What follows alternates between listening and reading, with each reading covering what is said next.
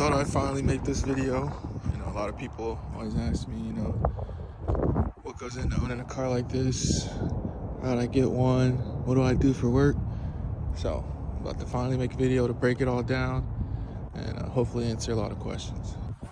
So people always ask me, Teo, what do you do? What do you do? How do you make the bread to get a car like this? Well, I currently work for the U.S. government. I'm in the military, so I make about 8 to 10K a month. I do some rapping on the side, some oddball like car stuff here and there every once in a while. Nothing too crazy, but sometimes that can fluctuate my income. And then just random stuff in the military too, different pay increases and things like that tend to help out a lot. But yeah, so for me, I'm able to comfortably afford this car. And by that I mean I'm able to not only just keep up with the daily maintenance, but I can also do things like wrap my car. My car is also not stock. It's somewhat heavily modified. And then, wheels, tires, things like that. So yeah, about 8 to 10K per month will help you comfortably afford this car. So again, I got the car for about 64 grand. Sorry, the wind is kind of crazy. I should have found a different location. But I got the car for about 64K. My lease term is 4 years. So my monthly payments, and the comment warriors don't get on me about this, bro. Like, I know someone's gonna say something, but my monthly payment for this car, just for the note, it's about $1,500 a month. So once a month, I'm paying $1,500 just for the note alone.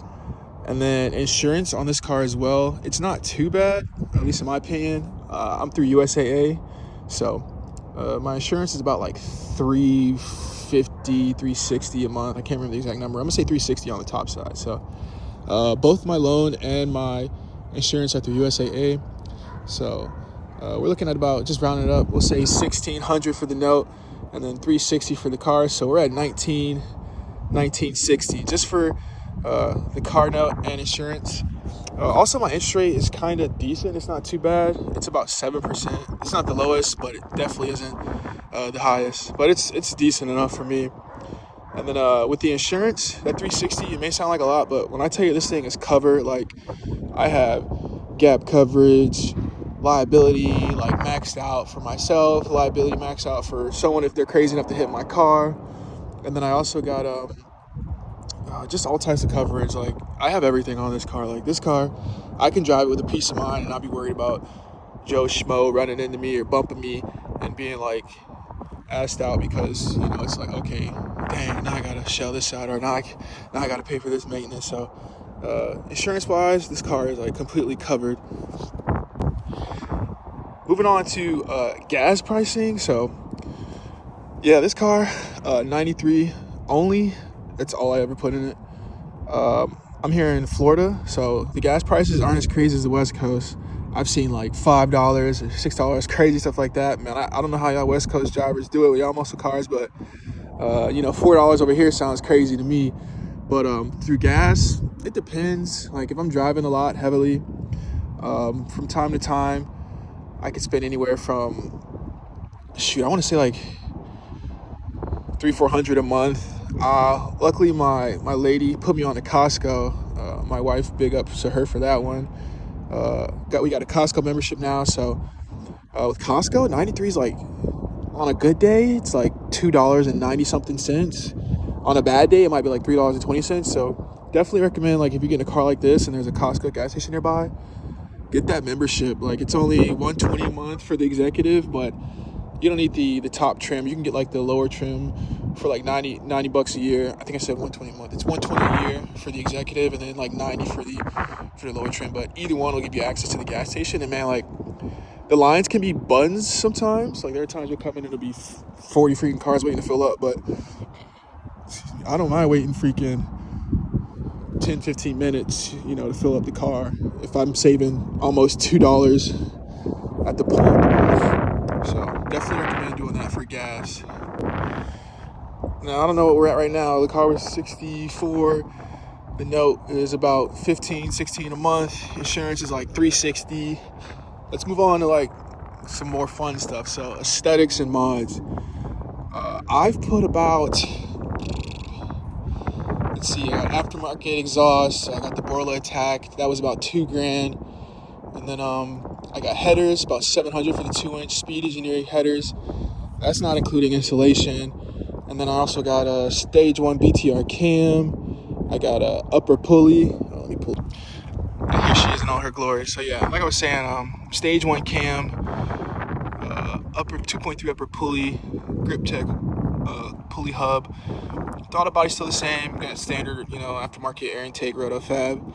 Car is completely tuned, ECU, TCM tuned. What else am I forgetting? AFM, DOD delete, and then I got some upgraded lifters in this thing. She's making some decent power, like 800 to the crank, and then low sevens to the wheel, like maybe like 710, something like that to the wheel. So yeah, all in all, mods, I think I've put almost about 20K into this car. That's the sucky part with these things, like these V8s, like these American Muscle, like, man, they're so fun to drive. They're so just all around great. But man, when it comes to making power, like, you got to be ready to pull out some money. And the biggest thing with these cars is maintenance. Like, if you can do the maintenance yourself, man, you'll save so much money. An oil change for me, about 10 quarts of 0W40, and then a new filter, about $60. And 30-ish minutes of your day off or a free day. So 60-ish bucks in 30 minutes versus, I remember the first time I tried to do an oil change, I couldn't get the drain plug off the pan, so I had to go to Take 5. I think they charged me like $120 just to dump the oil, put a new filter, and fill me up with some 0W. So definitely recommend with these cars, YouTube University, just finding out whatever you're trying to fix. Look it up with ChatGPT or YouTube, see if there's a video on it, and just, put on the gloves and get your hands a little dirty, because you'll save so much money in the long run. I installed my own air intake. Not too long ago, I had to reinstall my spark plug wires. The thing with these LT4s, especially with the headers, is that the clearance for the spark plug wires, like standard ones, are pretty bad. So you have to get some aftermarket. Recommend porcelain boot headers or porcelain boot spark plugs, because I was having issues with my standard ones. You can see the burn marks right there. My GM, like AC Delco ones, were contacting the headers and arcing. And so for the longest, I was having engine misfires, and I was still new to my car, didn't know what was going on. My crazy self thought it was my tires weren't gripping, which is why the engine was sputtering. But no, it was definitely misfires. But ever since I've had these spark plug wires, I've haven't had any issue. But being able to do the maintenance yourself saves so much money. The first time I got this diagnosed, I didn't know what it was, took it to my shop, and they were like, yeah, it's the spark plug wires. We can fix that, like, right now, bro. It'll be super easy. They're only about like $100 for all eight. So I was like, all right, bet.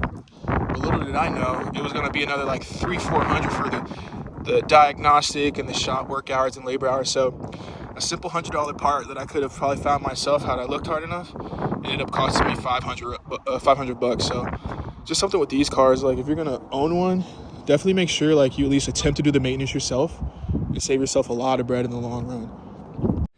So I had to re-record over this because the wind was so freaking bad where I was. But basically, for my cam, my AFM DOD delete, as well as the upper pulley, the pulley hub, and just getting the TCM and ECU retuned and unlocked and all that, it was another $10,000. In addition to the headers and exhaust, headers was $600. And then about another $600 for my first 10 with them. And then my exhaust was about $2,000. I forget how much I installed. It cost to install those, but we're looking at like 13 low end to 15 for the higher end. I can't really remember exactly, but these cars, they're so beautiful and they're pretty dope, but they're kind of underwhelming stock. So if you're anything like me, you're definitely going to want to beef that up by getting you some aftermarket parts and then getting all that stuff bolted on. Definitely worth it, but, it's just also good to have a little extra money in the bank in case you do decide to go that route. Now on to like aesthetic stuff, like tints, wrapping the car. I wrapped my car myself, so I saved buku bread, learning that trade and doing it myself. Wraps usually, depending on the color, about 60 feet, go for anywhere from about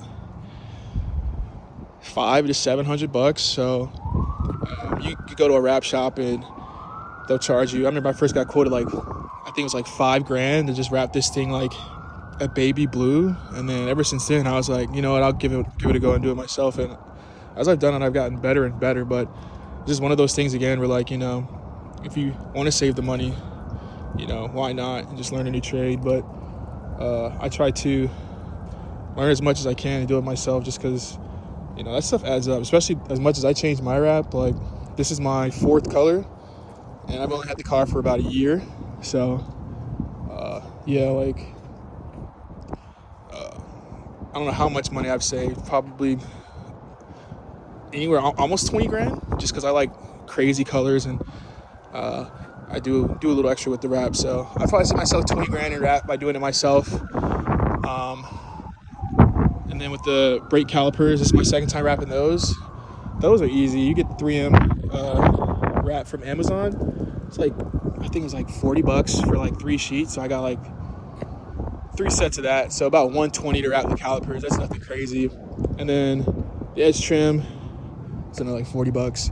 Window tints, I think mine's are like 15 on the side, 30 something on the front. It's hard to see out at night, but it just adds to the privacy and just kind of the whole aura of the car.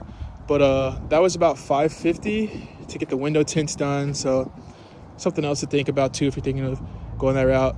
The rear spoiler didn't come standard on this car. The zl1s come with the lower spoiler, while the 1LEs come with the bigger wings. But I got this aftermarket zl1 wing, fit right into the OEM holes for about $200, I think. So I don't know what all the numbers add up to, but that's kind of the general gist of the aesthetics. And then interior stuff like car mats, underglow kits, around another maybe a couple hundred for a kit, and some interior stuff. But I mean, to each their own. Here's a little look at the Koski theme. So fire.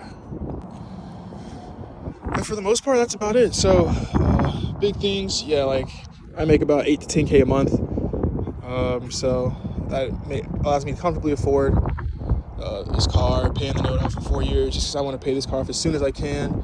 And then some really good insurance, just because, you know, drivers are crazy out here, and you want to make sure you're fully covered. And then modification wise, you don't have to go that route, but having a car like this, it's kind of just like, why not? You know, even the small stuff, you know, can make all the difference. And, you know, starting small and working your way up is also not a bad idea either. But if you're like me and you want to go, you know, balls to the wall and just overhaul whole parts at a time, you know, it's going to cost a good bit too. But nothing too crazy. One more thing I forgot to add. Yeah, I got the car, $64,000 about a year ago, a little over a year ago. I got it last August or September, I think. And it was $64K with about 13,000 miles on it. Since then, I've put about like 31,000 miles on this thing. But come on, look at this thing. Like, I'm gonna drive it, right? I was going to meets everywhere. I'm cruising all the time. It's definitely died down as time has gone on, but yeah, for sure had to add that little tidbit in there. And then also one more thing with tires. Tires for this car are not cheap. It depends, like, what you go, like Continentals and, like, you know, the Pirellis and stuff like that. Those are good. Run you get like $300 to $500 a tire. Or you can get some like decent, like Walmart has great kind of budget friendly tires like Lexani's. So they're all weather. I went with those. I think it was like under 200 for the rears, which was phenomenal because I don't track this car and I don't like beat on it daily. Like, I'll have my fun on the highway every once in a while, but for the most part, like these are great, budget friendly, cost effective. You know, I wish I'd had these when I was wilding out, doing all those burnouts and digs and flying up and down the highway every weekend. But now I'm like much more calm, cool, collected with it. These are phenomenal. Like, don't let anyone fool you. Like, Lexani's are great. If you're more like a dragster or a track person, obviously go with like the Continentals or the Mickey Thompsons. But I put my drags on when I want to go out and have some fun. But when I'm just cruising to and from work or the grocery store, you know, or the ever once in a while when I want to cut up on the highway, these are still pretty solid. So once again, thank y'all for watching. It's a beautiful sunny day in Jacksonville, Florida. Thought I'd give y'all a little parting gift.